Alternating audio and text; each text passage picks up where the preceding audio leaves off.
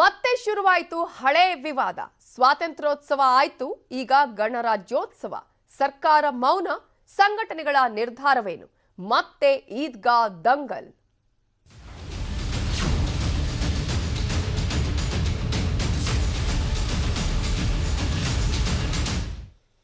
ಚಾಮರಾಜಪೇಟೆ ಈದ್ಗಾದಲ್ಲಿ ಗಣರಾಜ್ಯೋತ್ಸವದ ವಿಚಾರಕ್ಕೆ ಸಂಬಂಧಪಟ್ಟ ಹಾಗೆ ಇವತ್ತು ಹಿಂದೂ ಪರ ಸಂಘಟನೆ ನಾಗರಿಕ ಒಕ್ಕೂಟ ಸಭೆಯನ್ನ ಮಾಡಲಿದೆ. ಸರ್ಕಾರಕ್ಕೆ ಡೆಡ್ಲೈನ್ ಅನ್ನ ಕೊಟ್ಟಿತ್ತು ಈ ಸಂಘಟನೆಗಳು. ಆ ಒಂದು ಡೆಡ್ಲೈನ್ ನಿನ್ನೆಗೆ ಅಂತ್ಯ ಆಗಿದೆ. ಡೆಡ್ಲೈನ್ ಅಂತ್ಯವಾದ ಹಿನ್ನೆಲೆಯಲ್ಲಿ ಇವತ್ತು ಮಹತ್ವದ ಸಭೆ ನಡೆಯುತ್ತೆ. ಅನುಮತಿ ಕೊಡುವ ವಿಚಾರದಲ್ಲಿ ಕಂದಾಯ ಇಲಾಖೆ ತಟಸ್ಥ ನೀತಿಯನ್ನ ಅನುಸರಿಸಿದೆ. ಸರ್ಕಾರದ ಈ ತಟಸ್ಥ ನಿಲುವಿಗೆ ಚಾಮರಾಜಪೇಟೆ ನಾಗರಿಕ ಒಕ್ಕೂಟ ಗರಂ ಆಗಿದೆ. ಅನುಮತಿ ಕೊಡಬೇಕು, ಇಲ್ಲ ಕೊಡಲ್ಲ ಅಂತ ಹೇಳಬೇಕು. ನೀವು ಕೊಟ್ಟರು ಕೊಡದಿದ್ರು ನಾವು ಧ್ವಜಾರೋಹಣ ಮಾಡ್ತೀವಿ ಅನ್ನೋದು ಈ ಸಂಘಟನೆಯವರ ನಿಲುವು. ಹೀಗಾಗಿ ಕೆಲವೇ ಹೊತ್ತಿನಲ್ಲಿ ಇವತ್ತು ಸಂಘಟನೆಗಳು ಸಭೆಯನ್ನ ಮಾಡುತ್ತೆ. ಮಹತ್ವದ ಸಭೆ ಇದು. ಹಿಂದೂ ಸಂಘಟನೆಗಳು ಒಕ್ಕೂಟ ಧ್ವಜಾರೋಹಣಕ್ಕೆ ನಿರ್ಧಾರವನ್ನ ಮಾಡಿವೆ. ಸರ್ಕಾರಕ್ಕೆ ಸೆಡ್ಡು ಹೊಡೆದು ಗಣರಾಜ್ಯೋತ್ಸವಕ್ಕೆ ಸಿದ್ಧತೆಯನ್ನ ಮಾಡಿಕೊಂಡಿದೆ.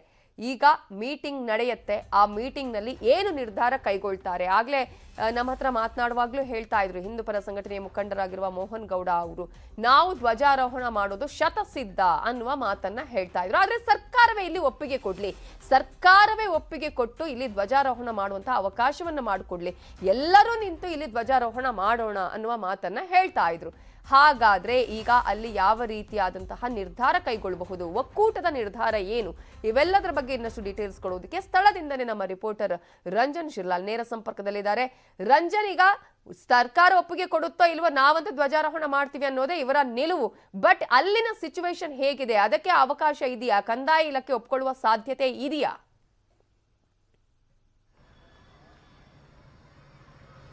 ನವಿತಾ, ಈಗಾಗಲೇ ಏನು ಚಾಮರಾಜಪೇಟೆಯ ಆಟದ ಮೈದಾನದಲ್ಲಿ ರಾಷ್ಟ್ರೀಯ ಹಬ್ಬಗಳನ್ನು ಆಚರಣೆ ಮಾಡಬೇಕು ಅಂತ ಹೇಳ್ಬಿಟ್ಟು ಕೋರ್ಟ್ನ ನಿರ್ದೇಶನ ಇದೆ. ಕೋರ್ಟ್ ಕೂಡ ಆರ್ಡರ್ ಕೊಟ್ಟಿದೆ.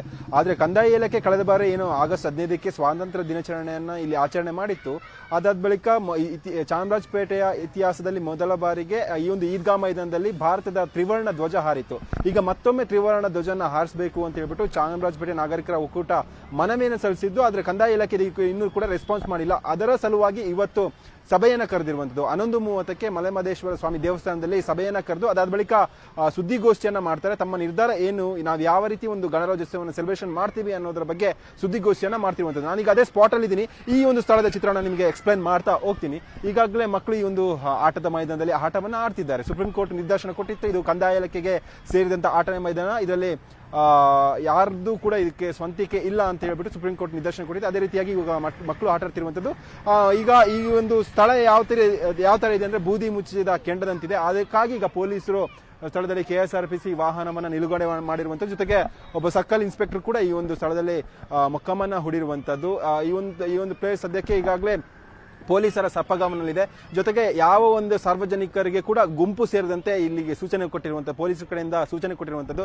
ಯಾರಾದರೂ 4 ರಿಂದ 5 ಜನ ಗುಂಪು ಸೇರಿ ಮಾತಾಡ್ತಿದ್ರೆ ಅವರನ್ನ ಚದುರಿಸುವಂತ ಕೆಲಸ ಮಾಡ್ತಿದ್ರೆ. ಸದ್ಯಕ್ಕೆ ಈ ಒಂದು ಸ್ಥಳದಲ್ಲಿ ಮಕ್ಕಳೀಗ ಆಟ ಆಡ್ತಿರುವಂತದ್ದು. ನವಿತಾ, ಒಟ್ಟಾರೆಯಾಗಿ ಈ ನಾಳೆ ಏನು ಜನವರಿ 26ರಂದು ಗಣರಾಜ್ಯೋತ್ಸವದ ಸೆಲೆಬ್ರೇಷನ್ ಮಾಡುವ ಕುರಿತಾಗಿ ಈಗಾಗಲೇ ಏನು ಚಾಮರಾಜಪೇಟೆ ನಾಗರಿಕರ ಒಕ್ಕೂಟದಿಂದ ಹಾಗೂ ಹಿಂದೂ ಪರ ಸಂಘಟನೆಗಳಿಂದ ಇವತ್ತು 11:30ಕ್ಕೆ ಸಭೆಯನ್ನ ಮಾಡಿ ನಂತರದಲ್ಲಿ ಸಭೆಯಲ್ಲಿ ಒಂದು ನಿರ್ಣಯವನ್ನ ಕೈಗೊಂಡು ಅದಾದ ಬಳಿಕ ಸುದ್ದಿಗೋಷ್ಠಿಯನ್ನು ಕರೆದು ಅಧಿಕೃತವಾಗಿ ಯಾವ ರೀತಿ ಸೆಲೆಬ್ರೇಷನ್ ಮಾಡ್ತೀವಿ ಅನ್ನೋದರ ಬಗ್ಗೆ ಮಾಹಿತಿಯನ್ನು ಕೊಡಲಿದ್ದಾರೆ. ನವಿತಾ.